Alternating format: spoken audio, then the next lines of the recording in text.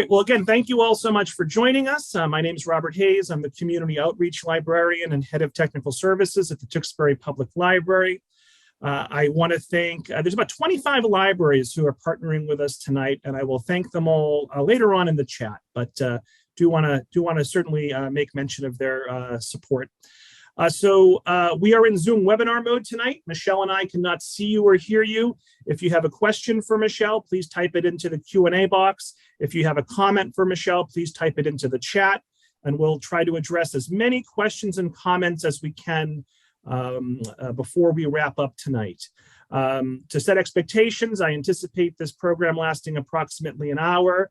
Michelle has some brief remarks. Then I have some prepared questions for her. And then, as I said, we'll take audience questions and comments. For those who are watching live on Zoom, please be on the lookout for an email from me tomorrow morning with a link to a feedback survey. Please take 60 seconds and fill that out. Let us know what you thought of Michelle's talk, and let us know what you'd like to see for future talks. And then in addition, there'll be a link to the recording in that email as well. So please share that with anyone in your life who you feel may benefit from watching tonight's event. All right, so tonight, author Michelle Bowdler is here with us. She was recently recognized by the Massachusetts Center for the Book as one of Massachusetts must-read authors of the year. She's here to discuss her critically acclaimed book, Is Rape a Crime? A Memoir, an Investigation, and a Manifesto. So Michelle is the Executive Director of Health and Wellness at Tufts University, and after graduating from the Harvard School of Public Health, has worked on social justice issues related to rape for over a decade. Is Rape a Crime is her first book. She is a recipient of a 2017 Barbara Deming Memorial Award and has been a fellow at Ragdale and the McDowell Colony. Michelle's writing has been published in the New York Times, and her essays, Eventually You Tell Your Kids and Babalog, were nominated for Pushcart Prizes. And specific to her first book here, Is Rape a Crime, critically acclaimed, was longlisted for the 2020 National Book Award for Nonfiction, so doesn't get much bigger than that. Was also named Times Magazine's 100 Must-Read Books of 2020. Publishers Weekly also named it to its best books of 2020. New York Times recognized it as one of their new and noteworthy audiobooks. And among other things, it received star reviews in Publishers Weekly and Shelf Awareness. The bottom line is it is a fantastic, powerful book. And I was able to read it recently and can't say enough good things about it. So for everyone who's here live on Zoom and on Facebook, let's give a big virtual round of applause to Michelle for joining us here this evening. And Michelle, you can take it away. Thanks so much. Well, thank you so much, Robert. That was so generous of you. And it's really fun seeing where everybody is from in the chat. It's so exciting for me to be part of a library talk and all the so many libraries in Massachusetts. And I also see that I have some new friends and old friends listening in. It's really, really wonderful. So thank you. I wanted to tell you a little bit about me and about this book. If you haven't read it yet, and it will help, I think, our conversation go well when Robert comes back on stage, back on Zoom. And excuse me, and I also wanted to say that there's a couple of things. One is that when we're at the Q&A part of this talk, there's no question you can't ask me. We can talk about the book, we can talk about writing, we can talk about publishing your first book in your 50s, and we can talk about libraries. We can talk about anything you want to talk about. And I don't assume that everyone has read the book who's listening in, so I do want to give you a little bit of context. This book was a long time coming, and it is a memoir about my life, and also there's an investigation of a cold case that is discussed in the book, and the manifesto is a call to action. So in 1980, and if because you're from Massachusetts, I think this story is especially vital because this is really a Boston story about the Boston Sexual Assault Unit, and particularly how our city and state have dealt with sex crimes, and how our crime lab has done over many years, and some of the problems there. All of that is talked about. But in 1984, there was a series of home invasions and break-ins that occurred in Boston. And they were occurring in all these different districts: Allston, Brighton, Brookline. And our house was invaded on June 21st, first night of summer, 1984.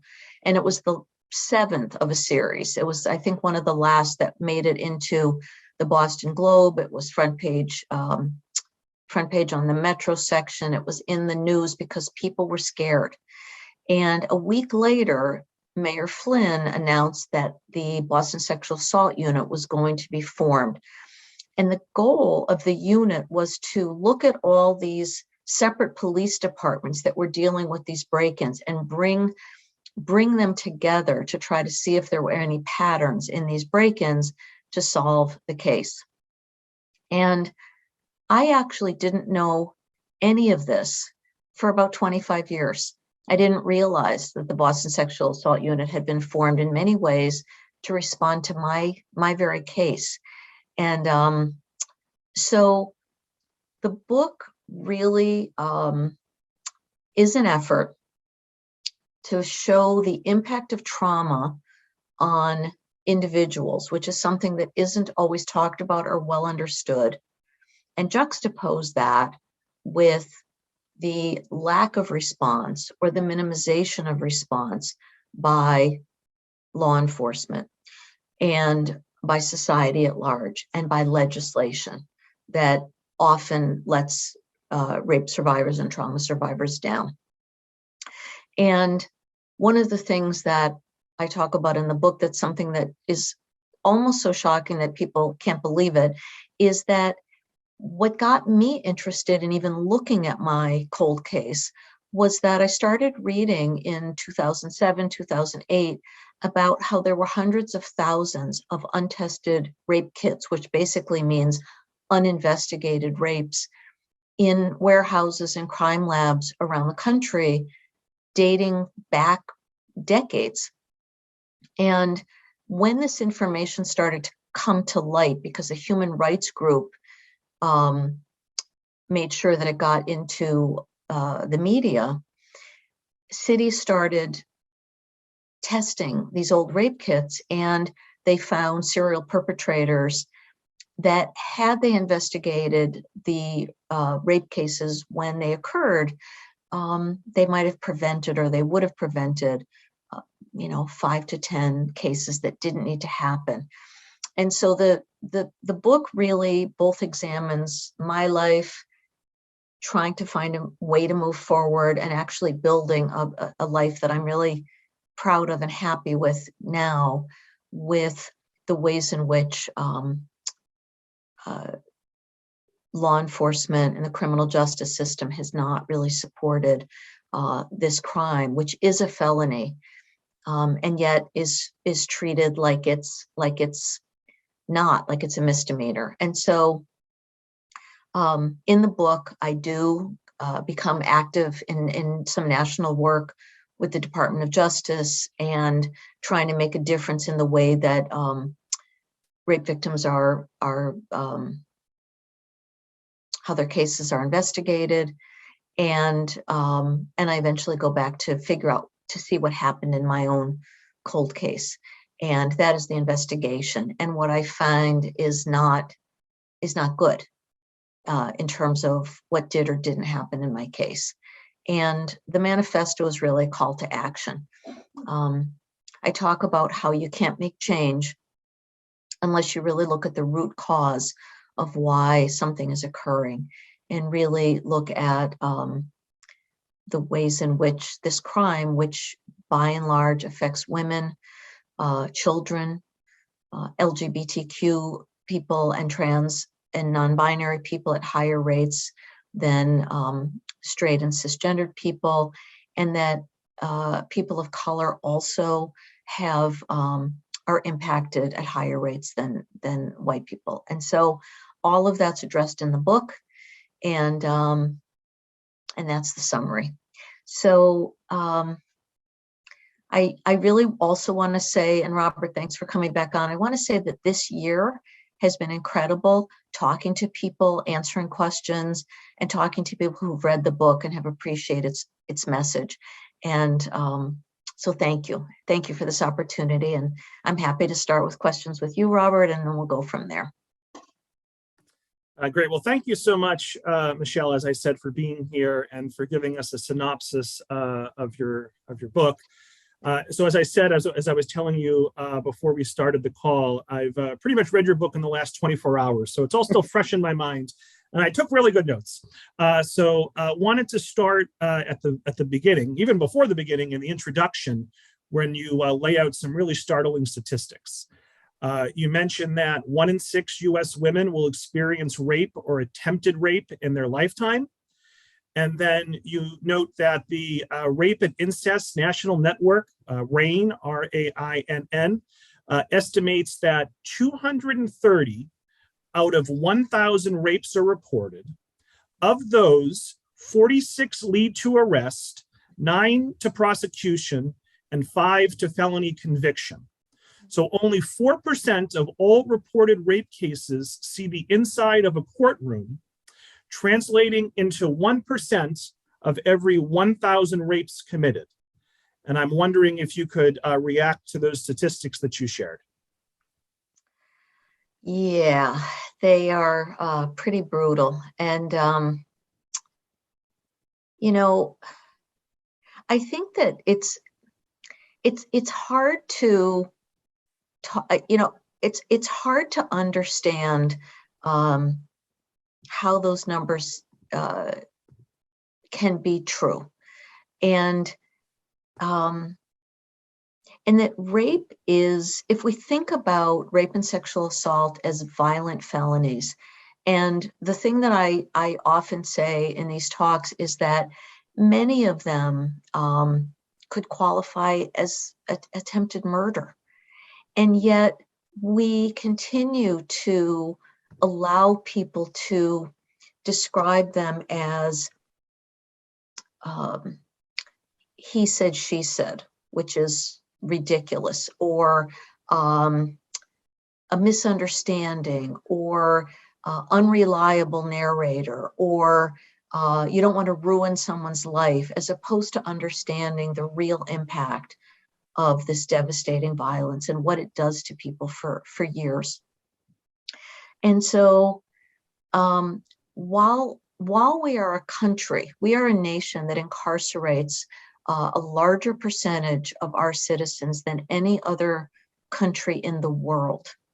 And yet we have this felony, which is uniquely uninvestigated and not taken seriously in a way that is devastating and is dangerous, because we also know that most perpetrators are serial perpetrators. So that alone is something that I just really want to bring to the conversation, and, you know, ask people to understand the data that we're looking at, and to think about why it is that we allow this. And, you know, I say in the very beginning of the book that what other thing in our world is treated both as an international weapon of war, and yet is also used as a way to make a sure laugh or a joke in a comedy club? Like, was there anything else like that in our society? I don't think so. So the book begins, chapter 1, sort of the immediate aftermath of your, well, I should say rape, of your rape. I shouldn't say incidents or assault. I should, Okay. as I've learned from your book, you should call it what it is. So, you know, you're in the back of the police car. We travel with you to the hospital. You get the rape kit exam. And so I believe in chapter 2, I wanted to throw another statistic out to you and ask you to respond. You write that some people never report, some never tell their family or friends. The reasons are complex and vary depending on the survivor's age, economic situation, internalized self-blame and shame, and whether it is safe to report the crime at the most basic level. You say that approximately 80% of victims know their attacker, which can complicate reporting. And then you also touch on why it takes some rape survivors so long to report. So can you speak to why some rape survivors, never share their experience, and why others take so long, quote unquote, to report? So there is a statistic, and I'm not going to get it completely right, but that there is a large percentage of people who experience sexual assault under the age of, I think it's 14. Not to interrupt you, Michelle, I had, it's 30% are between ages 11 and 17. Yeah. Yes. And so if you're in a home where the person who has assaulted you is the person who makes the family's paycheck, often, even when a perpetrator is known, there is a threat that if you tell or if you report, harm will come to people that you love. And also in the criminal justice system, which is hard for anybody to think about reporting. But as a young person, they are often uniquely considered difficult as witnesses because they're vulnerable and they're scared. And so the very thing that makes them vulnerable to assault is paradoxically the thing that makes DAs and law enforcement turn away from wanting to pursue cases. Also, they may be somebody who in the community is widely admired, whether they're coaches, clergy, teachers, neighbors. And, it's that old adage of, oh my gosh, I thought they were the nicest person in the world, which really means nothing because it doesn't matter if they're nice to you. What matters is what's happening in a situation like that. And so I also think that we need to think about ways to give people support that doesn't necessarily rely on the criminal justice system. And we think broadly about other ways to support people. So you get you go to the hospital, you come back, you do the initial interview, you get fingerprinted, so you do report, your case. In chapter 3, you sort of, throughout the book, but, starting in chapter 1, but more so beginning in chapter 3, you talk about the interactions that you're having with the police throughout or maybe lack of interaction you're having with the police during this whole process. And on page 49 and page 50, you offer some advice to the police. You write that the problems begin when police see the victim first as a case rather than as a human being who's been violently harmed during a felony. The police know the same stats that the rest of us do, that sexual assault cases rarely make it to court, and when they do, they rarely result in conviction. So given that, many police officers may consider their efforts to investigate rape futile, and it's not surprising how many rape reports are dismissed. So I was wondering if you could talk about your initial interview and your fingerprinting experience and sort of your initial interactions with the police. Yes, I thank you for that question. And I just want to add before I answer that, I work at a university, and I remember probably 10 or 12 years ago now at this point, we were looking at our sexual assault policy, which desperately needed updating and improving. It was not trauma informed at all, and it needed to be fixed. And I remember we were talking to somebody who was at another school who had recently updated theirs. And they said, we have changed the way we talk to people. And we do our best to do a full investigation. And at the end, even when people don't get the outcome that they want, this one dean said to me, I've had people say, that process was really humane. And I understand that, whatever it was, there wasn't enough evidence to do this or that, like whatever the outcome was. They said, but I feel okay because I feel like you listened, cared, and did your best to support me and get to the truth. And I'll never forget that if we frame cases as, if we teach law enforcement that their goal is to have a winning record, and DAs, I see it on crime shows all the time. Well, we can't prosecute that because we can't possibly win because this could happen and that could happen. And for rape victims, it's not about winning or losing. I mean, they are trying to get some help and support for an overwhelmingly traumatic event. And what we don't want is for the people that they're going to for help to make it worse at the most basic level. And the story that you're talking about, it's funny because what happened when I first walked into this Boston police station, it was less than 24 hours after these two men had broken into my home, and I hadn't slept, and I was very disassociated. Like I wasn't even sure I was alive at the time. It was just very destabilizing. And yet during that moment, and this is a hard thing for people to hear. It's not so hard for me to say it, but it's hard for people to hear. I gave my fingerprints because they didn't have good DNA then. And so they had to use fingerprints to see if they could help figure out which ones were mine and which ones were the assailants. And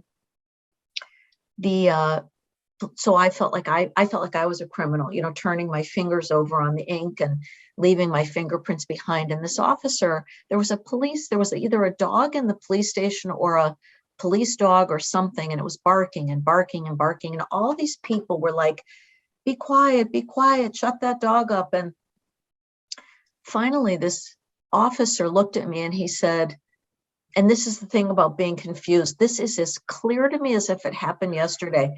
And he said, boy, just like a woman, that dog can't keep its mouth shut. And in that moment, I was like, that's it. If this person could make a joke to somebody who had just gone through what I had gone through, I felt like, okay, so nothing's going to happen with this. And it turned out I was right. And there was nobody there to say, you shouldn't say that, or I'm really sorry, he's a jerk, or anything. It was just said and acquiesced to. And, that was the start of my experience with the police. And then 2 months later, when you're about to move and you're concerned that the police won't be able to, track you, to get in contact with you, you call and ask for an update. And I believe the quote is, didn't I say I'd call you if we knew anything? And I haven't called you, so that means I don't have anything. So, right. And it gets worse from there, really.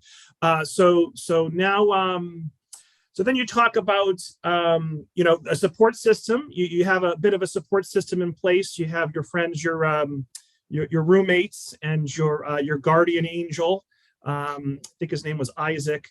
But you talk about, and sort of something you don't really necessarily consider, but you talk about having to inform your family members that you've been raped. And you have your older sister tell your mom, so your father's passed at this point, you have your sister tell your mom and your aunts, and then your mom is kind of torn as to, I guess she gets some bad advice, but she decides not to initially come and visit you. You want to talk about how all that transpired and how difficult that must have been? Yeah. I think that one of the things that can be really confusing when somebody who's used to being a caretaker suddenly, in the blink of an evening, of a night, of a catastrophe, suddenly needs some caretaking. It can be really hard for them. It could be awkward. They don't want to be that person. In fact, you'll notice I'm not using the first person. They don't want to be that person who needs help. And, this was 1984. It wouldn't have been easy for my family to even figure out, like, where would they stay. There were no Airbnbs. I couldn't imagine them in a hotel. I had just left my apartment and was staying with a friend who had one little extra bedroom down the hall. So, I was thankfully being taken care of, but I didn't feel like there was any room to impose other people. I felt like I needed everything from everybody. And so I told my mom not to come because I didn't feel like I could help her. I couldn't take care of her so that she could take care of me. I didn't feel like I could help her find a place to stay or really do much of anything except just move forward in the world one step at a time. And it wasn't because I didn't want her there, but in that moment, that was what I said. And I think I didn't correct it soon enough. So I wound up just going to visit her about 2 months later. You also mentioned that one of your uncles wanted to come up to Boston and kill the two perpetrators. We should mention the perpetrators, got away, so they were not arrested. No. And so you note that victims of violence generally do not desire additional violence to feel better, Right. and so you really weren't engaged in any sort of revenge fantasies. So then you talk a bit about, well, actually, let me ask you this. You discussed it later on, but you mentioned it first on page 54. It's important for men to work to understand the impact of sexual assault, but too often their efforts are superficial. And you talk about the walk a mile in her shoes, where like men walk around in high heels to sort of, in solidarity to show support. And you mentioned former President Obama's "It's on Us" campaign. Yeah. Can you talk a little bit about what men should be doing to sort of understand the impact of sexual assault? Yeah, one of the things that I want to say irritates me is like when politicians say things like, "You have a sister, you have a daughter, you have a wife," if they do. So you should care about this. And people don't say, we should care about murder, and because we should care about harm to people because we care about people.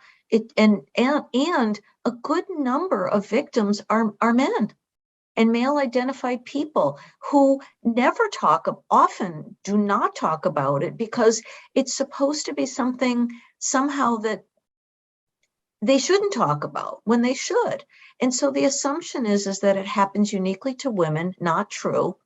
And that what men's role is to protect or to, go kill the perpetrator or somehow show a show of machoism as opposed to the same thing that I would want from anybody. I'm really sorry this happened. What do you need? How can I help? Do you want to talk? I'll just listen. What do you need from me? It just at a simple level, like you would respond to any human who had a loss or a tragedy befall them or a trauma. It shouldn't be different than that. But what I don't think, and the thing also with the "It's on Us" campaign, it was a lot of that, it's on us. Like it was on the men to somehow do something. And I just don't care for that. And I do think the Obama administration did a lot of good things in terms of trying to change some things on college campuses. But I think that we have to do more than just have slogans and put on red high heels and walk a mile. Just for the record, I never wear high heels, and I don't think of it as a symbol of womanhood, and I don't think other people should either. So moving on with your story. Well, let me just say that from a writing standpoint, and I don't know if you meant to do this, but I just got angrier and angrier as I went. And you don't actually describe the rape until the 7th chapter. So I wasn't even sure necessarily if you were going to include that. So it was interesting the way you kind of jumped around in time a bit. So you dedicate a chapter to the repercussions that your rape has with your career, and you talk about how you returned to work 1 week later after your rape. You felt overwhelmed. Work was piling up. Your boss was a complete jerk to you, tells you that you're behind schedule. You ask for a month's leave, to sort of, get in a better headspace, and he refuses. And then you're sort of forced to give your notice. And you write, the trajectory of my career changed inalterably, and for the remainder of my work life when I walked out of that building, leaving my magazine job behind. For the next 4 years, work would be a thing I did to survive, a thing I did when I could manage. And I think you talk about working as a secretary for a temp agency. And then you go on and give a really startling statistic. The estimated lifetime cost of being raped is over $120,000 per victim, a cumulative economic burden of nearly $3.1 trillion in the US. That includes things like time off, diminished performance, job loss, inability to work. So, can you talk about your own experience of having to essentially quit your job because you weren't, being supported there, and sort of, how other survivors of rape, have difficulty, for example, collecting from the victim compensation fund? Yeah, I will. And I'll also say that writing this book has felt like a return for me. I had been an English major. I love to write. I love to read. And I had and I was working for a magazine when I was attacked. And I had thought, well, maybe I'll work in publishing. Maybe I'll get my MFA. And by the time I felt like I had my feet under me again, I had gone into a different direction. And there's something about having gotten back to writing and writing this book and the very generous things you said about it, and having it be nominated for the National Book Award. I feel like, what, this has now sort of gone full circle in terms of making meaning for me. The other thing I want to say, and I'm going to answer your question, but the other thing I want to say is that this book, it was really important to me, is that while you're getting angry, that you're also seeing me slowly build a life. I meet a wonderful woman who I'm still with. We raise 2 gorgeous, joy-filled children. Eventually, I make my way back to school and I get a graduate degree at Harvard. I get a great job that I love and care about. My life recalibrates, and both of those things can be true. That this series of issues that I now have studied and want other people to learn about can be important for people to understand, and also to know that victims of violence can have dignity and joy and hope. And if I couldn't have done that in the book, I would have felt like the book failed. So I hope that also comes through. And I'm not sure if I remember to answer your question, Robert. Did I answer it? That's okay. I babble. So the question was actually about how the rape affected your employment. Oh, yeah. And how, in general, how sexual assaults affect the survivors when it comes to their employment. Okay, good. I'm glad you asked that, because the book is filled with research. And I have to say that a lot of things that I thought were unique to me and that I blamed myself for and I felt ashamed of, as I wrote this book, I found out how common they were. Job loss, feeling underemployed, having to leave your apartment, having trouble in relationships, having trouble trusting people, blaming yourself for the ways in which you're suffering. I thought those were just me. And in writing the book and then in putting the research in the book, there's a lot in there that's like, this is really common. And job loss and displacement are actually really common. People can't work, they can't think, and they need a change. And there is something called the Victims' Compensation Fund, which, because of the Violence Against Women Act that was first brought into law in 1992, it's a required benefit for victims of sexual violence in all 50 states. But unfortunately, most states require that you report to law enforcement to be eligible for victims' compensation. And it seems to me that if you have a doctor that you've disclosed to or a therapist, that should be sufficient, because a lot of people need help with rent for a couple of months. Some people need to leave their home if their abuser is at home.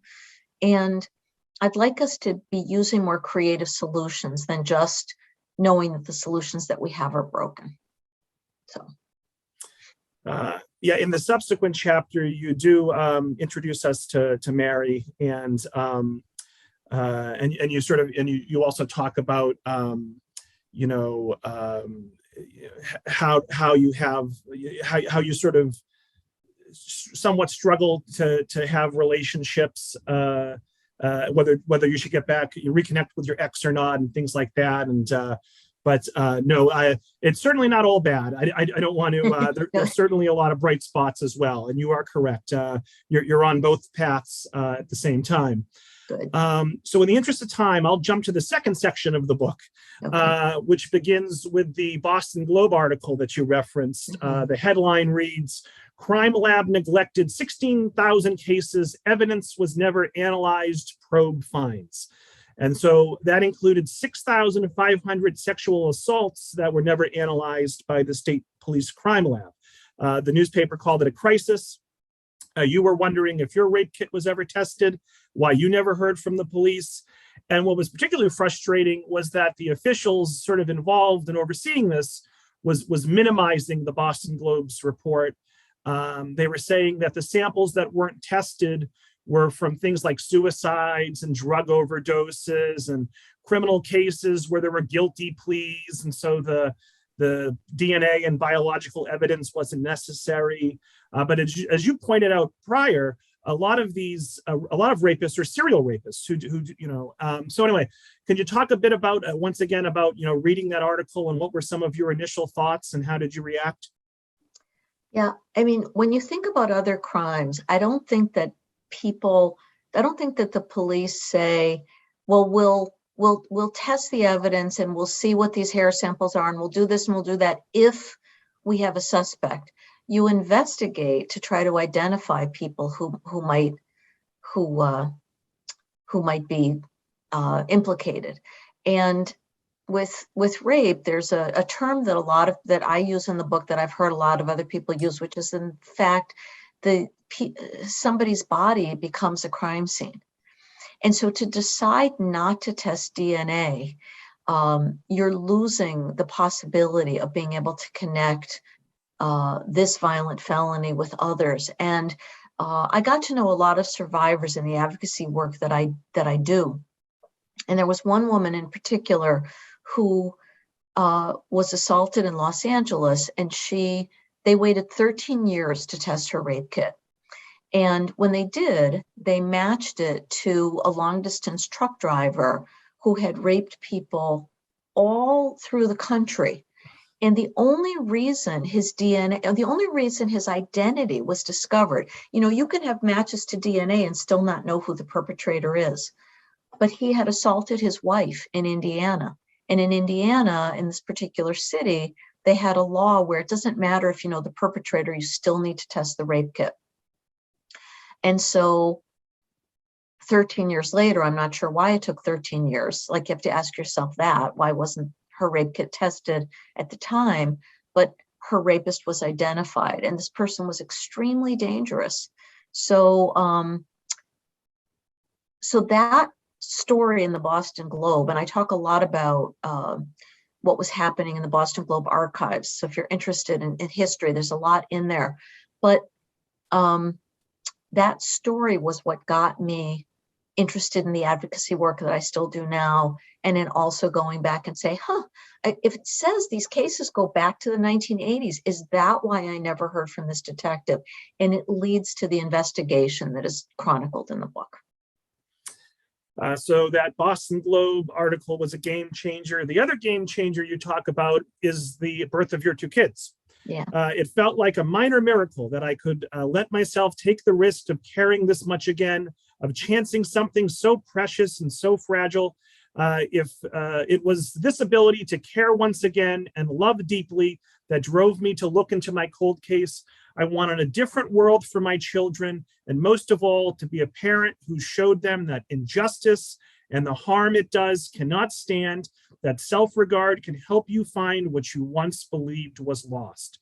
So can you talk about the effect your children had on your drive to find out what happened to your case? Yeah. There's something about having kids that brings up a vulnerability for parents that I think is sometimes shocking to us. It's like, wow, you feel like your heart's beating out of your chest all the time because you feel so responsible for their safety. And when you're somebody whose safety has been so violated, and I had periods where I still struggled, and would be triggered by something that would take me a long time to recoup from, even, decades later. And after I read that article, and as the kids grew, I felt like if I couldn't do it for myself, I wanted to do it for the way that I loved them. I wanted to find a way to speak out. I wanted to find a way to find my own self-regard. And even if the answer was something I wasn't going to like, that I cared enough to at least look, and I didn't have to be ashamed. I could ask for answers and not feel like it was a bother. And I'm really glad that I did.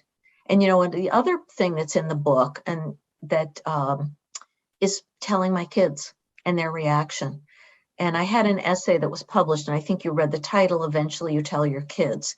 And that was what it was about, was sort of what it means to have trauma. And when your kid, how kids always say to you, tell me a story, tell me a story about when you were little, tell me a story about when you were in college.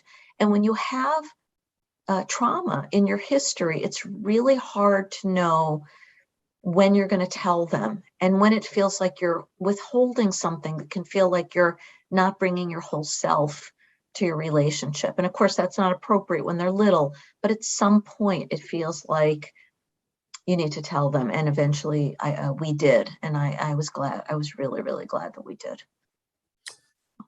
So as you said, you're doing better, but you're still triggered by certain events, triggered usually by the anniversary of the attack in June, and triggered, you had to go into surgery. So you had to go back to Beth Israel after so many years.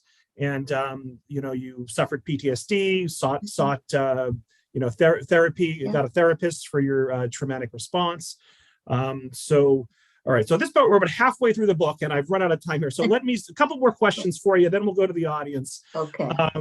But you do spend half a chapter talking about Clarence Thomas and the Anita Hill hearing. And I wanted to read a quote. The need to minimize rape is all too prevalent, and a false equivalency is drawn between the suffering of victims and perpetrators. In this world, being accused of a crime is supposedly as bad or worse than being the victim of the violence. Someone's life will be ruined if a credible accusation makes the person lose any power to which they are entitled.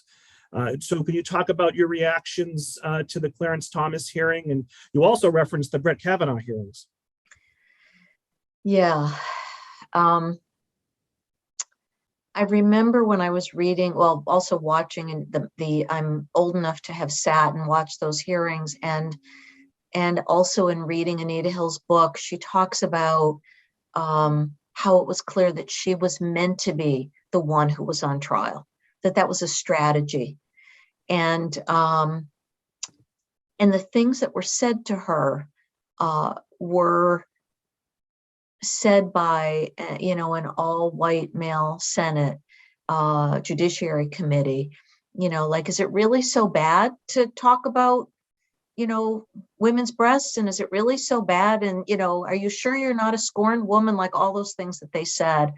And I remember early in the book, I had a typo. I had at the Anita Hill hearings. And I think I don't know if I was talking to her. We eventually have gotten to know each other, and which is just a huge privilege for me. And she's like, people call them the Anita Hill hearings. They were the Clarence Thomas hearings, just like you said. And yet people still think of her as being the one who was demolished, even though she kept her dignity. She did. And then had death threats after and had to leave the University of Oklahoma. I mean, it was horrible. And yet she just has kept doing the work. And that's often the case, as if, like I think Trump at one point said something like, it's a dangerous time for men in America after the Kavanaugh hearings. And it's like, how can you possibly say that? People are once in a while now being held accountable for sexual harassment, sexual assault, and you're basically saying that most of those are false accusations, which the data does not support. It does not support in the slightest. That overwhelmingly, who would go? Really think about it. Who would go and report the most vulnerable violation you can imagine for some other purpose than that they're looking for some help? So just saying. Yeah, another quote that really stuck with me: rape in this country is not treated as a crime of brutal violence, but as a parlor game. His word against hers, regret sex, revenge against a scorned lover. The victim is often painted as unstable or unreliable, wanting attention or money, hoping to destroy the rapist's life, perhaps even part of a well-crafted political conspiracy to discredit the perpetrator. It might be laughable if it didn't work so much of the time. And also, you noted studies estimate that between 2% and 8% of rape claims are deemed to be either false or baseless. So only 2% to 8%. But then you go on to actually explain what police mean when they say false or baseless. Do you want to briefly touch on that? Then we'll go to some audience questions. Yeah, sometimes they can use categories that make it sound like a claim is false or baseless when there's not enough evidence, or the person can't really testify because they're too upset or too young and their parents don't want them to, or whatever it is. They can name it under a category that dismisses the case, that makes it sound like there was a falsehood, and that is not true. And also, 2 to 8% is an estimate. I tend to think that it's much closer to the 2% than to the 8%. And even then, that's a far cry from he said, she said. So. All right, so we'll touch on the ending of your book at the very end, the next 10 minutes or so, but let's get to audience questions. Virginia asks, some say that rape is about sex and others say it is about violence. What do you say? it is 100% about violence, and that the way that the violence is enacted is why it's called sexual violence, but it's not an act of sex. The act of sex occurs, but it is a crime of violence. Heidi asks, how can we shift the conversation to preventing boys and men from raping girls and women versus teaching women and girls to protect themselves? Right. That's a great question. I was just talking to somebody about this today because I was actually talking to a male student who wanted to do a really good job for the clubs that he was in, because he was tired of going to talks where he said it feels like it's about the men, here's how you shouldn't rape, and for the women, here's how you shouldn't get assaulted. And in the work that I do, we have found on college campuses that you can't just teach people about sexual assault prevention. You have to also teach about sexual health and safer sex practices, which include consent and communication. People don't want to just sit in a room and be told what they're not supposed to do. They have to also understand what consent is, when it can't be given, that the goal of a party is to find ways that you're definitely going to have sex at the end of it, that's not a goal of the party. There are a lot of things that happen where certain freshman girls are allowed into party that the boys aren't allowed into. We have to talk about what's happening in a way that doesn't shame or blame anybody, but that talks about how we should all be interested in prevention, and not just in the moment when somebody is at risk, but way before that, so that people really understand what consent is and what it isn't, and really not victim blaming, because people aren't raped because of what they're wearing or how much they drank or where they walked, because nobody should be assaulted. So there's nothing they can do that causes it at all. Philomena says that she read Susan Brown Miller's book, Against Our Will, Men, Women, and Rape, decades ago. Mm-hmm. Susan argues, if Philomena remembers correctly, that rape serves a function to keep women in their place. Do you agree with Brown Miller's point? Is that why rape just is not treated as seriously as other felonies? Well,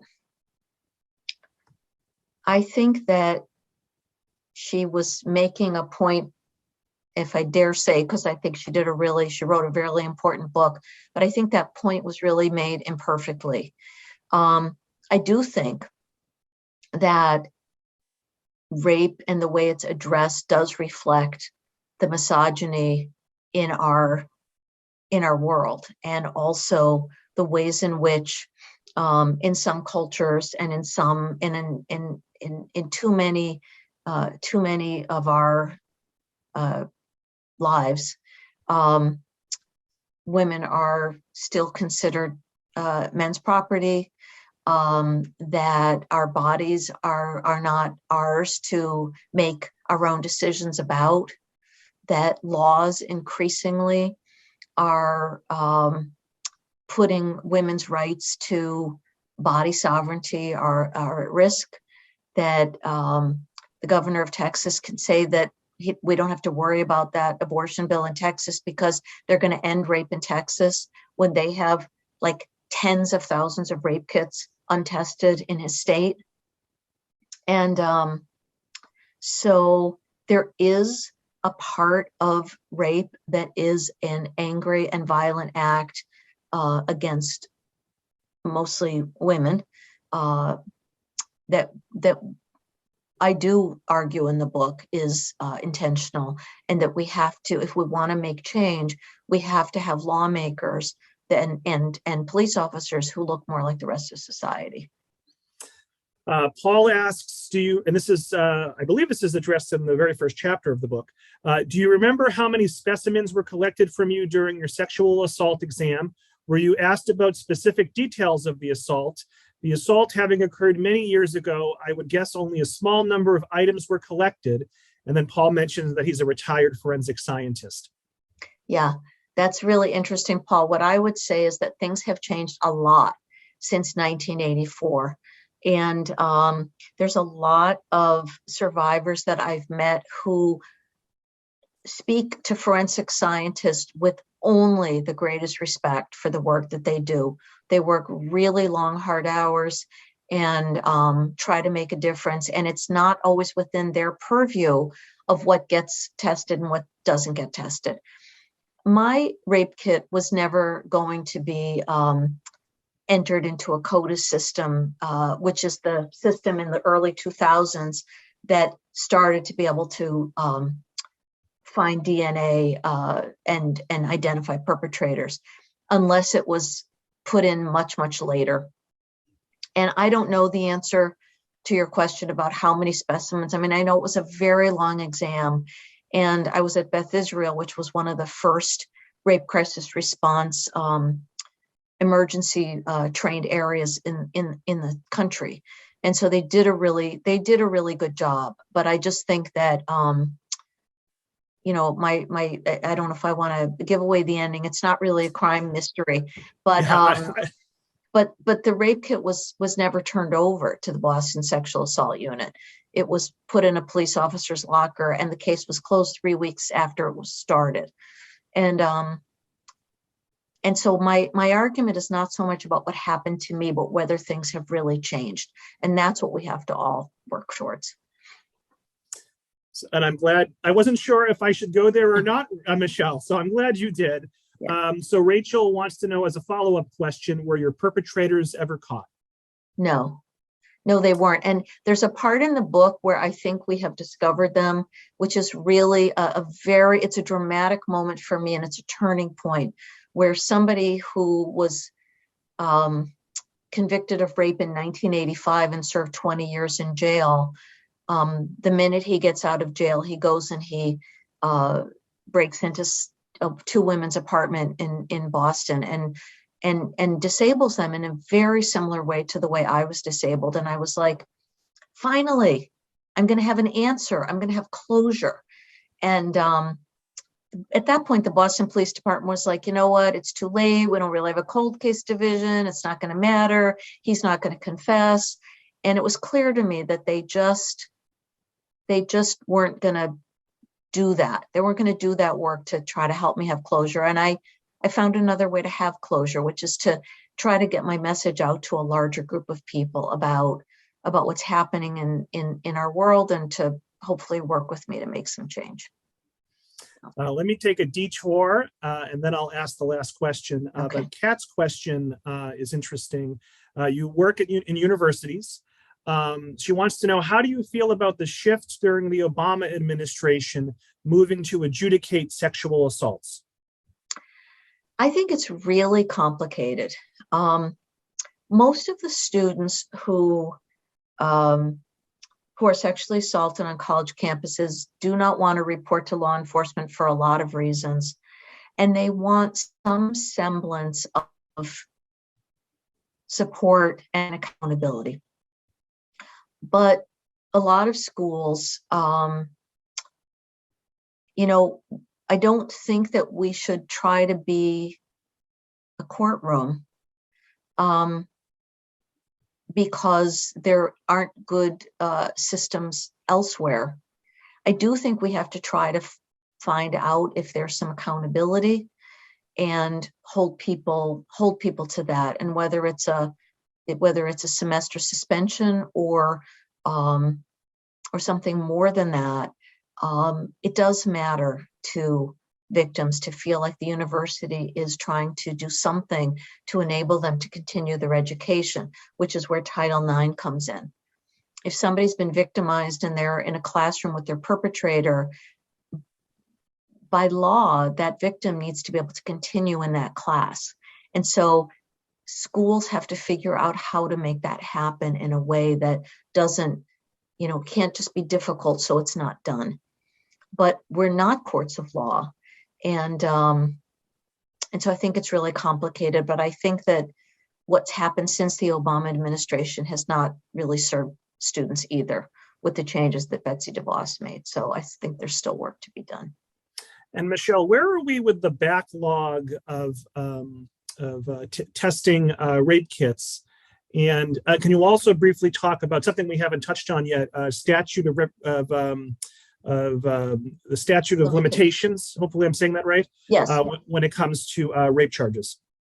There have been a lot of states that have made changes in laws about, like if you report your rape, you can track its progress in Massachusetts. It doesn't mean it's going to necessarily be go through court if that's what you want, but you can at least know that it's made its way to a crime lab.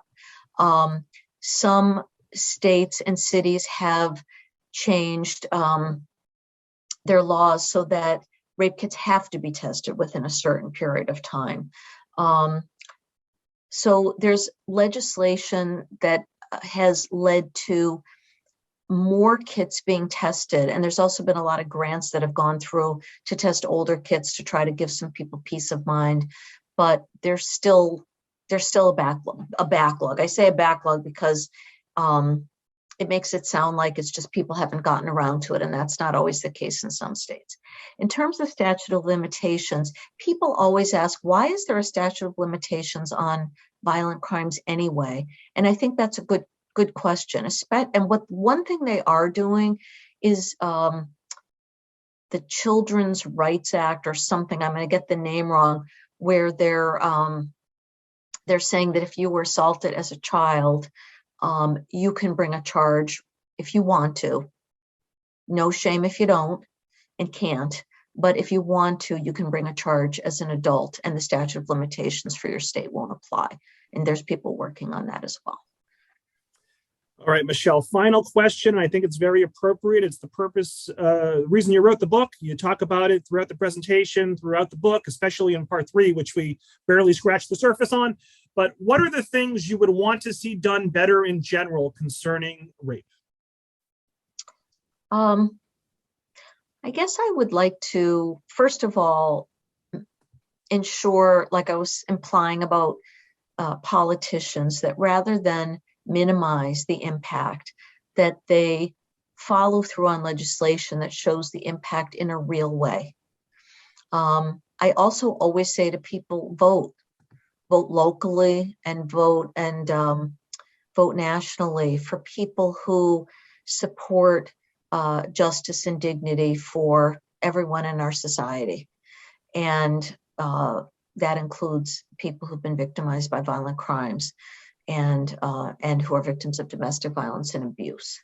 And I'd like to see us have other methods than just the criminal justice system to support people who've been victims of violence, whether that's more nurses who are trained and doctors in trauma-informed care, holding officers accountable who don't investigate if that's the route somebody wants to go, and also having people talk more about restorative justice and ways to find peace and closure and a return to their own sense of self that aren't relying on people who may not be able to help them.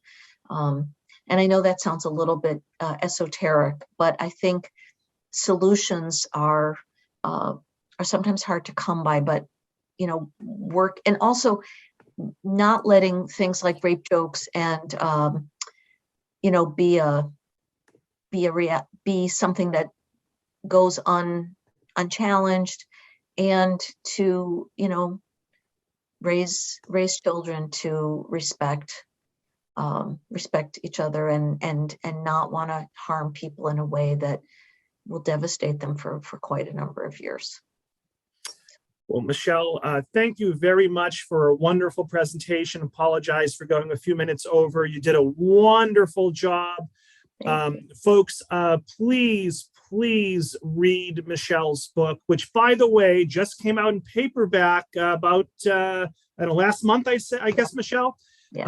And as I said, it's still winning awards and being nominated for awards. And it was a very powerful book. Certainly changed my thinking on a few things and really opened my eyes on a few other things as well.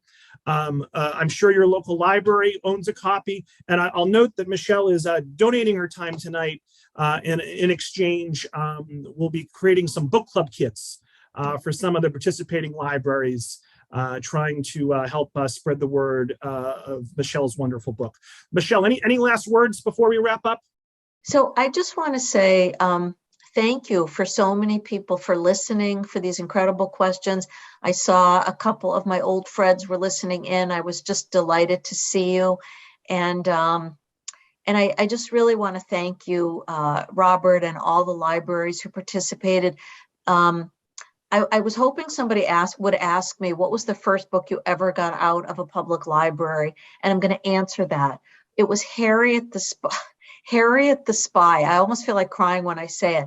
I loved that book. And I loved that I could go to the library with my little card and get a book and be entrusted with it. And I loved it. And we owe people who work in libraries so much. And so, I just feel as an author so blessed to have all of you, and thank you all so much for listening and your kind comments, and thank you.